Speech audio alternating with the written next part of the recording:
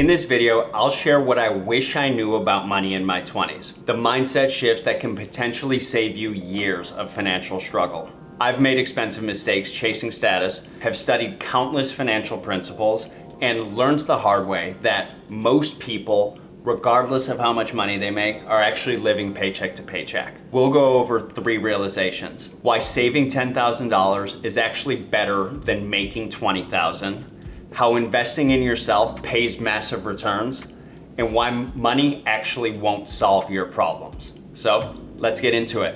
The first thing I wish that I knew in my 20s is that saving beats earning, because I always thought that if I wanted to have more money in the bank, then I could just make more money and end up filling the gap in order to get that. But there are hidden costs towards making more money that people don't really talk about. For every dollar that you save, those are post-tax dollars that go directly towards your bank account. So if you're trying to add $10,000 to your bank account, then clear cut, if you save $10,000 over the course of 6 months or a year, then that money will go directly to your bank. But if your mentality is that you want to earn $10,000, nobody talks about how taxes are going to eat away at you achieving your goal. And taxes can add up to be 40 to 50%, which, using round numbers, means that if you want to add $10,000 to your bank account by making more money, you actually need to make $20,000, which is a significantly higher hurdle towards you achieving your goal. By putting in the effort to increase your savings rate, you're going to accrue wealth significantly faster than if you take the route of trying to make more money.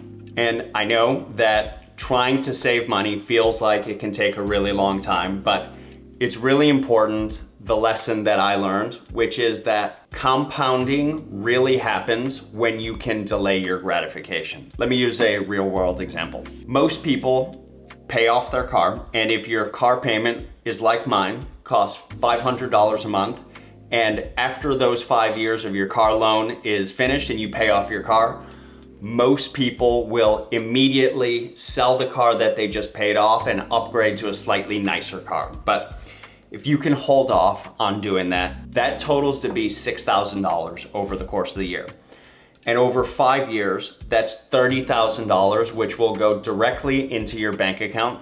And that $30,000, if you were to try and earn your way to do that, would be $60K, which is the average person's salary. By reframing your mentality into thinking every dollar that you save actually takes 2x that amount to earn, you can think about how to delay gratification so that you can accrue that money, right? So if you can save 30 grand over the course of 6 years, you're not just saving that money. If you're smart and you're investing it in the S&P 500, you can be getting 10% on that every year, which will accrue and compound over time. And so the car payment is just one decision. If you can think of 3 or 4 different ways that you can save money over a long period of time, right? Eating your meals at home, grocery shopping instead of going out to eat, that'll all add up together and be significant amounts that would take you forever to try and earn your way out of. Your 20s is really your time where you can think about building your freedom number. And you can do that because that's when your living expenses are naturally lower than they will be at any other point in your life. In your 20s, there's no problem if you're living with roommates or eating ramen noodles and you don't have anyone that you're responsible for.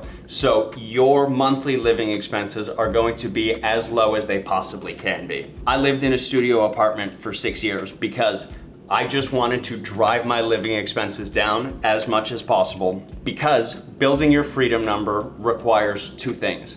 Number 1 is for you to save enough money so that you can cover your living expenses, so that you can step away from any situation that you don't want to be a part of. And number 2 is just saving the amount of money to get there. So by driving your living expenses down, number 1 is you are making it more achievable for you to save 6 months or 12 months worth of expenses because you just need less dollars to do that. And number 2 is that you're saving more money so that you can get to that goal faster. If your living expenses are higher, it's gonna take more money for you to be able to walk away from a situation, and it's gonna take you a lot longer to be able to save that amount of money so that you can actually get there. I recommend that you drive your living expenses down so that you can quickly build up to what your freedom number is and walk away from any situation that you don't wanna be a part of and take some risks within your career. Oh, and if you're liking the video so far, then you should consider subscribing to the channel below. The next key thing I wish I knew in my 20s is that you need to invest in yourself to generate massive returns. And skills pay way more than status items. In your 20s, the best investment that you can make is in yourself. Because while everyone else is looking to buy the next watch or car or status item to impress friends or girls at the bar, you should be focusing on upskilling so that you can increase what your earnings potential is. And Alex Hormozi tells the story because upskilling is possible for everybody, regardless of what your career or social status is. Even if you're working a minimum wage job, you can pay for a certification to become a phlebotomist over the weekend and automatically become eligible to earn $25 to $30, which is the going rate for a phlebotomist. And so by paying for specific knowledge to fill a gap in the market, you are literally doubling what your potential income is. If you can keep living at your $15 an hour wage with all of that incremental money, you can reinvest to learn new skills so that you can climb up in the hospital. I think that everyone should splurge on buying specific books or knowledge so that they can level up their skill set. Because by developing specific skills that can solve a certain pain point, you're gonna be able to command a higher rate in the market than someone who has a more general skill set. So back in the 1980s in Los Angeles, when there was a massive demand for plastic surgery, there weren't any doctors that had that specific knowledge to do it. And so if you were someone that got ahead of that trend and learned how to do plastic surgery, you had an ocean of a market that you can go after and make millions of dollars. Now, there are significantly more plastic surgeons that have moved to Los Angeles. And so while it's still a significantly lucrative career, you need to differentiate yourself by actually being good at the job. So by focusing on upskilling and servicing a market that other people haven't gotten to yet, that's gonna be the way that you can create the most value. Which leads me to the point that I wish I was focused on creating value instead of just trading my time for money. So working a 9-to-5 salary, I always had the mentality that no matter what it is that I do for work, I'm going to be getting paid the same amount. And so since I wasn't taking on any more responsibility, I was getting paid the same amount as a fixed cost. But if you're working a 9-to-5 job and can focus on creating value, that's how you're gonna be able to negotiate for more money. And you create more value by taking on more responsibility. Unfortunately, that means that you need to do your boss's job and take work off of his or her plate while still getting paid the same amount that you are today. By proving that you can take work off of other people's plates, you have made yourself more valuable and given yourself leverage for when you ask for a raise. If your boss tells you no, you can then take those skills that you've developed and go to another company that'll pay you more, and your boss is going to need to backfill your position and find someone else that can do that work. Assuming that you're actually generating value, then that's the leverage that you need to be able to negotiate a raise. If you decide to go the entrepreneurial route, you create value by either one, creating a dream outcome for whoever your target customer is, or two, shortening the amount of time that it takes for them to get there. Those are the two levers that you can really pull to create value. And by focusing on solving somebody's specific pain point, people are always going to pay in order for their pain to disappear. And think about it in your own life. If you're going to a sports game and parking costs $40 or $50, then you might wonder, why would you ever pay that much just to park your car?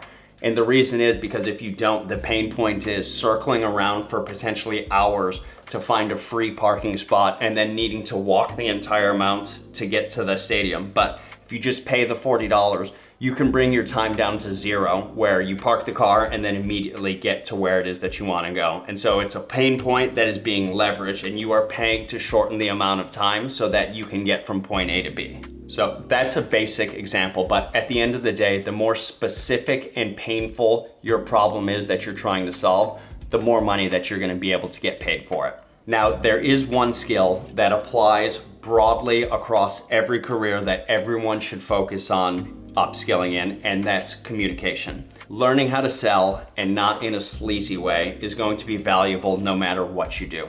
And that's within your job and outside of your job. This all assumes that you are actually working to deliver true value, but it's equally important to be able to communicate what that value is so that you can be persuasive in order to put yourself in the best position possible. This is going to be important whether you're asking for a raise, starting a business, or just learning how to be a leader. And this one skill can create you hundreds of thousands of dollars worth of value over the course of your career. The third thing that I wish that I knew in my 20s is that money actually won't fix all of your problems. And one of the reasons why is that money amplifies who you are. If you're insecure or have relationship issues, then money's not going to help you. You're just going to be spending more money on items to address your insecurity, but that's only going to be a temporary fix until the next vacation or thing that you want to buy to impress somebody comes along, and you're going to need to spend that money, and you just enter into a vicious cycle. And if you have relationship issues, then adding a lot more money towards your situation can add a whole new layer of complexity to your relationship that is just not good. So personal problems require personal solutions, not financial ones. And so I would recommend not thinking that getting more money is going to make you happy in your life. You need to figure out how to become happy in your current situation, and then getting more money can amplify those feelings of happiness, because then it is addressing a strong foundation, and you're going to be able to do things that you weren't able to do even though you were currently happy doing whatever your lifestyle was before. Social media just makes this way worse by showing you people living extravagant lifestyles on crazy vacations and just living these unrealistic lifestyles. So back in the day, when you wanted to keep up with the Joneses, it was just somebody in your neighborhood that got a new car that was probably relatively reasonably priced. But now you open up your phone and you see hundreds of images of people living this lifestyle. We're wired to just compare ourselves to what other people are doing. When we compare ourselves to people that are across all walks of life, then that's just a recipe for disaster. And what social media does is get people to spend more money so that they can live this aspirational lifestyle like a TikToker or a YouTuber that they saw. But at the end of the day, what you really want to do is keep your living expenses down so that you can get to your freedom number faster. And so what I recommend that people do is think about what your dream lifestyle looks like. Open up a blank Google Calendar and map out what you think that your perfect ideal week would look like. When do you wake up? When do you do deep work? When do you go to the gym? When do you make time for your hobbies? Literally map out what your dream lifestyle looks like and think about how much it would cost to realistically get there. My guess is that your dream week doesn't include you going on a yacht or driving around a Ferrari or living some kind of crazy life. My guess is that you just want to do meaningful work and build meaningful relationships with people. And so once you see what your dream life would look like and can estimate what it's going to cost to get there, then you can work towards what your freedom number is. And so you can think about whether you want to do that in a 9-to-5 job and try to figure out how you can take on more responsibility to make enough money so that you can get there, and then feel content instead of thinking that you need to become the CEO and work 80-hour weeks in order to get there. Or if you decide that you want to go the entrepreneurial route, you can think about what problems it is that you want to solve and are interested in working on, and how much money that it is that you'll need to make so that you can support the lifestyle that you're looking for. Because at the end of the day, making money is not about making it for its own sake. It's about being free so that you can live the life that you've always dreamed that you want to do. Your 20s are the perfect time to start implementing these ideas because this is when your living expenses are at their lowest and you have time on your side. So start thinking about money as a tool for freedom instead of status. And think about designing the lifestyle that you want so that you can work into what true freedom looks like for you. And the faster that you can change your mindset around these principles, the faster that you're gonna be able to really be living life on your terms. If you liked this video, make sure to watch the video above to learn how to save $25,000 by shifting 5 simple habits over the course of a year.